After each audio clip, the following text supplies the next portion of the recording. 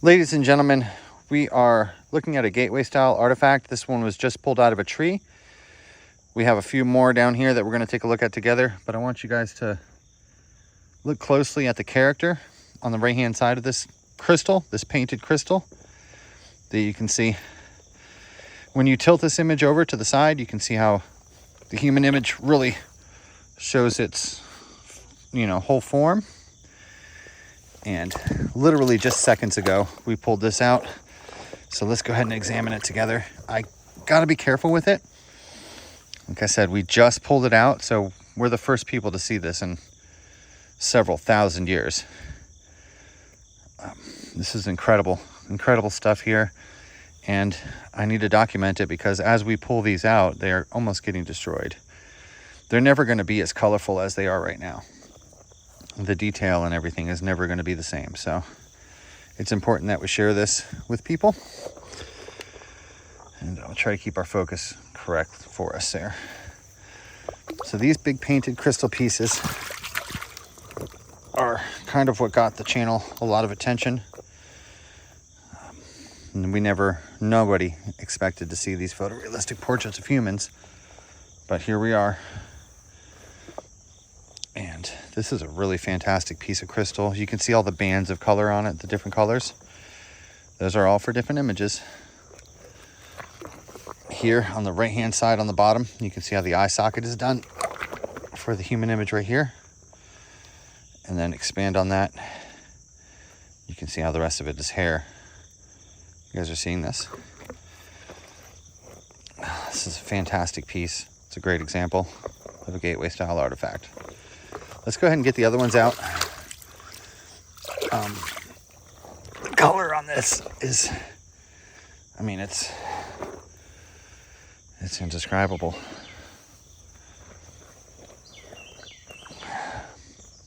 You see our image? There's several.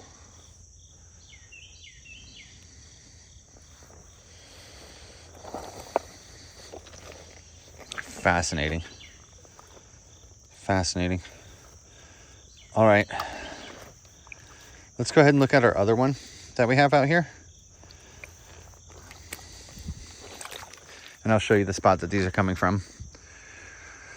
So underneath this tree here, hopefully this isn't my last video. I don't want to be pulling rocks out from underneath this tree and then fall down on me. But we have a collection of these gateways, and because we just looked at that gateway, we're going to be able to see that this is from the same family and the same exact art style. So it's like looking at the same rock. And I can already see how the exaggerated nose and face of this one is much like the other one. So the noses on these are very stuck out and exaggerated. Look at the polish on that. Oh my. All right. So here we have this one. Let's take a look at this in the light as best we can. Here we are. So we see our bird beak, our bird, how the pointed beak is right there. And you can see how the flat crest is up at the top. I really want you to see the polish on the top here. See all the lines, how it's polished?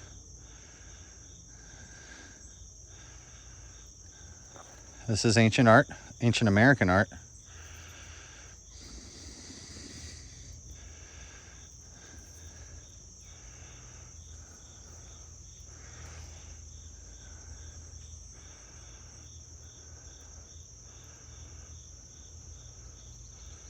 So you see how we are making this as the nose, and we're pointing it downward to create the image.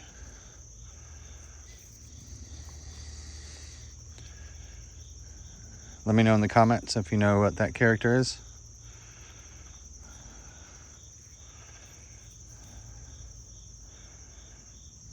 So not looking at the very edge of the stone, but looking on the interior at the markings.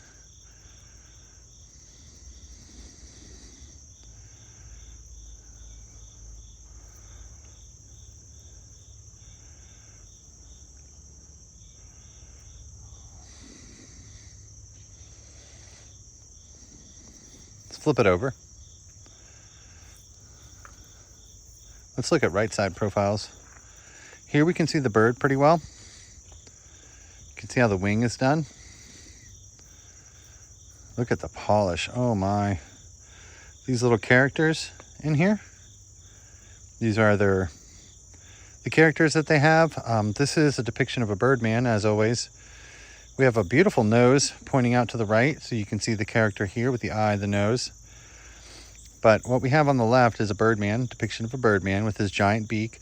And then when you tilt that beak, he becomes the regular man. So he can go from regular man with his weird nose. As his nose gets longer, he becomes the birdman. Kind of like the Pinocchio.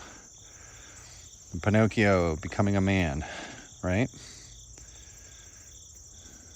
If you are listening and you are a man, I'm a man. And I got some advice for you. First thing, if you haven't done it already, is try to stop lying. That's not an easy thing to do. It sounds easy, right? But it's not.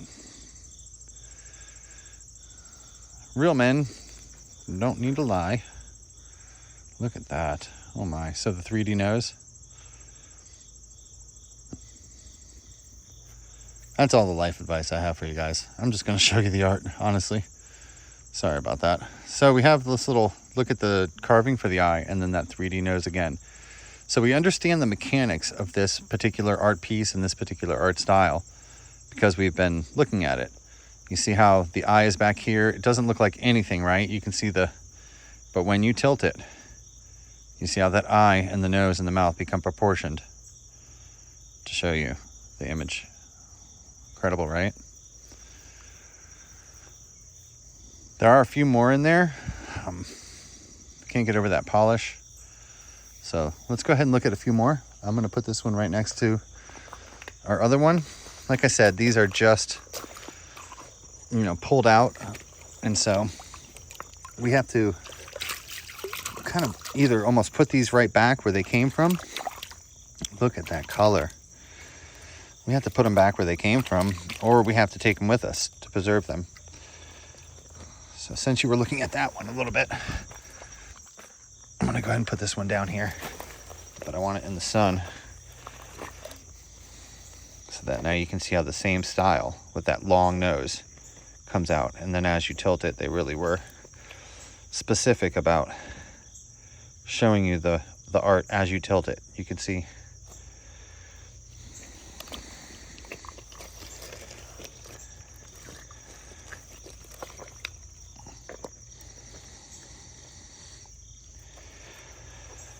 Whew. What an art. Well, thanks for hanging out with me this far, guys. Let's go ahead and dig into this just a little bit more. I see this beautiful little image right here. See the eye, the nose, just on this section. All over it. The entire thing is covered in these. But in the light, you can see a whole lot more. See even small ones, larger ones. You guys see them all right? At some point, we have to accept that this was intentional. Well, we don't have to do anything. The land developers and the politicians, they're the ones that have to. To me, this very end, this painted fork, almost looks like the hoof of a deer. But you can see how these two colorful hooks are here. There's images and portraits of very realistic animals in here. But for me, I'm not able to make it out super clearly. I can see the face pointing upward though. Look at that. Incredible. See how the white nose? I'm pointing it upward. And see how the lips? I'm doing that so that you guys can see the color. And just on the very top edge as well. This being the nose. Wow.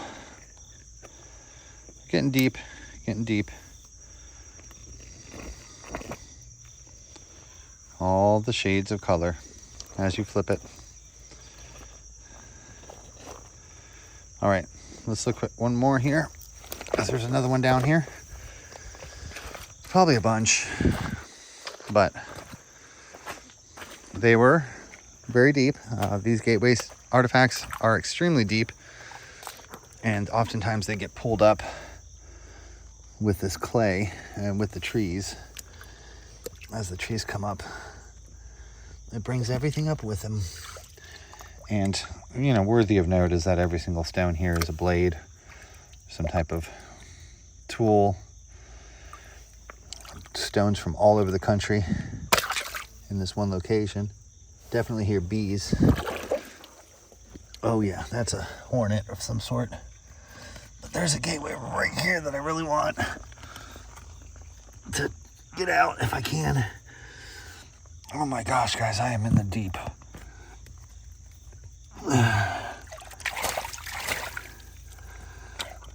We are deep. These painted stones here. But there's a beautiful gateway right here.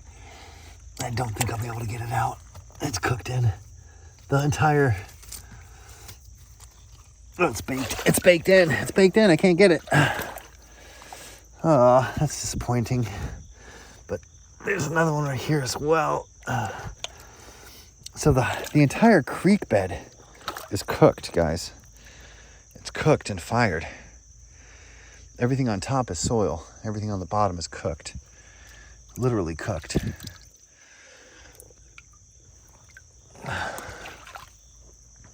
All right, that's enough for that tree.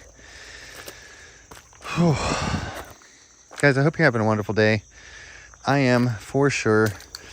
I don't know what I'm going to do with these two now that we've pulled them out, though. We've got both of these matching artifacts, and I think maybe I'll just do my best to show them here. And maybe I'll just stick them back, but there's a beautiful bird here.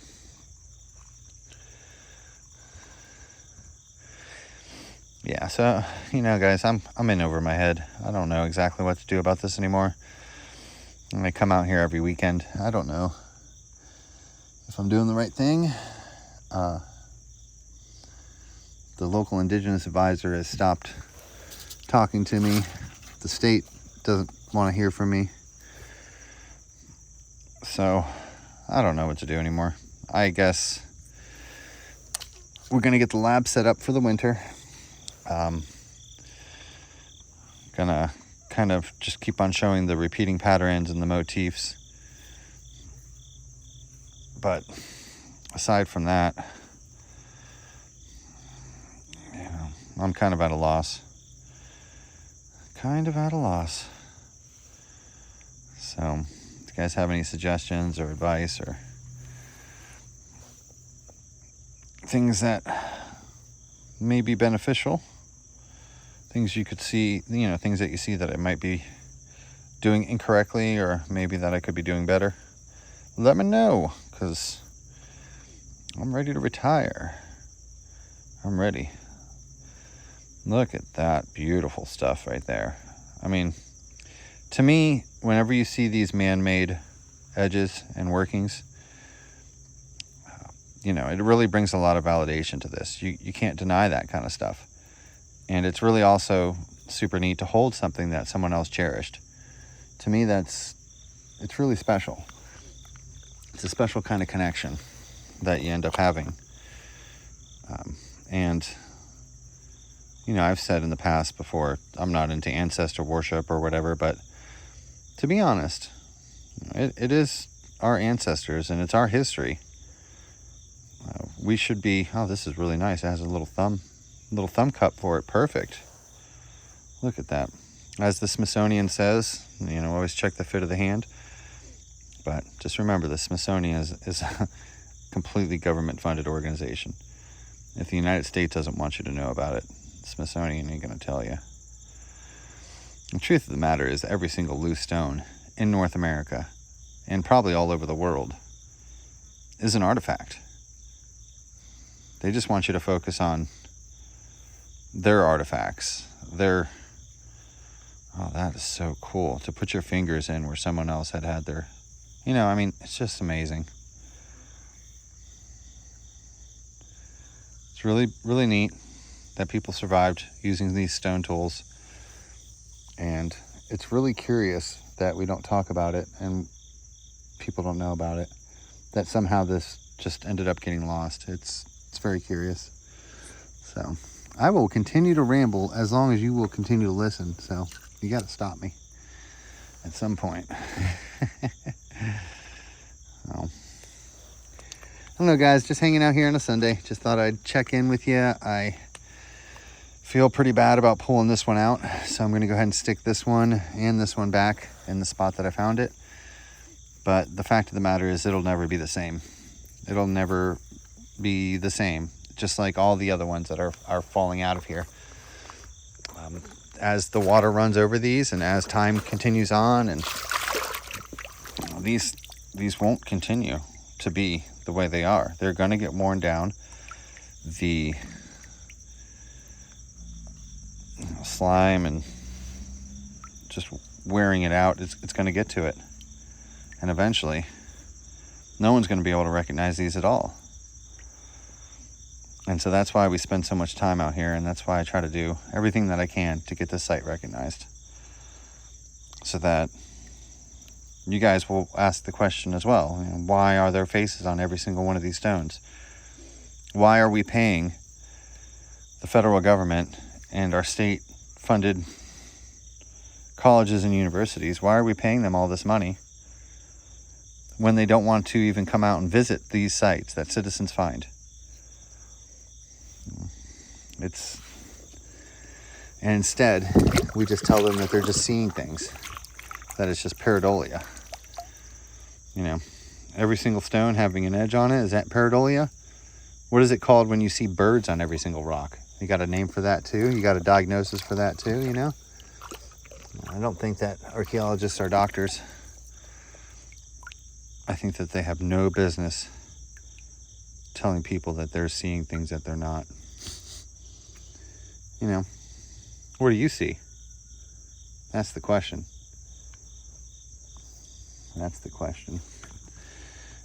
As I said, the stratigraphy out here is incredibly important. It's really important to know that, you know, there's certain levels to this, and it can all be traced into time.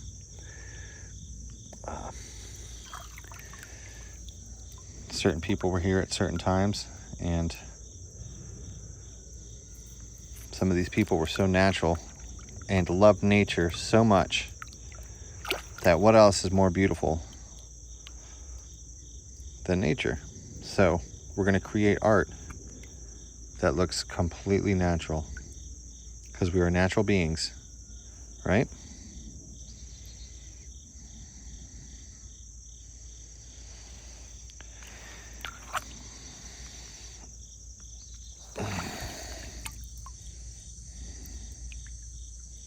Every single stone, guys. It's not like I'm setting these up.